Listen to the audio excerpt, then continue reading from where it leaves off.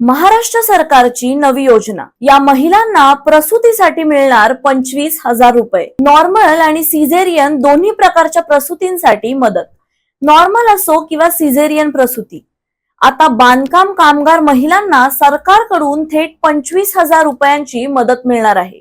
मंडळी, महाराष्ट्र इमारत व इतर बांधकाम कामगार कल्याणकारी मंडळाने नोंदणीकृत महिला बांधकाम कर्मचाऱ्यांसाठी प्रसूती सहाय्य योजनेत मोठा बदल केला आहे।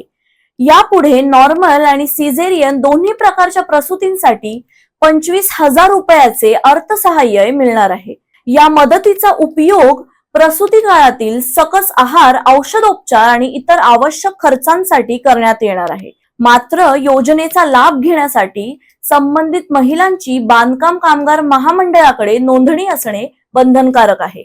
महत्वाची बाब म्हणजे ही योजना पहिल्या 2 आपत्त्यांसाठीच लागू राहणार आहे। नोंदणी प्रक्रिया ऑनलाईन असून पात्र महिलांच्या थेट बँक खात्यात मदतीची रक्कम जमा केली जाणार आहे। अहिल्यानगर जिल्ह्यात तब्बल 1,10,000 महिला बांधकाम कर्मचाऱ्यांची नोंदणी असल्याची माहिती देण्यात आली आहे। त्यामुळे तुम्ही किंवा तुमच्या कुटुंबातील महिला बांधकाम कामगार म्हणून नोंदणीकृत असतील तर या योजनेची पात्रता आणि अर्ज प्रक्रिया नक्की तपासा।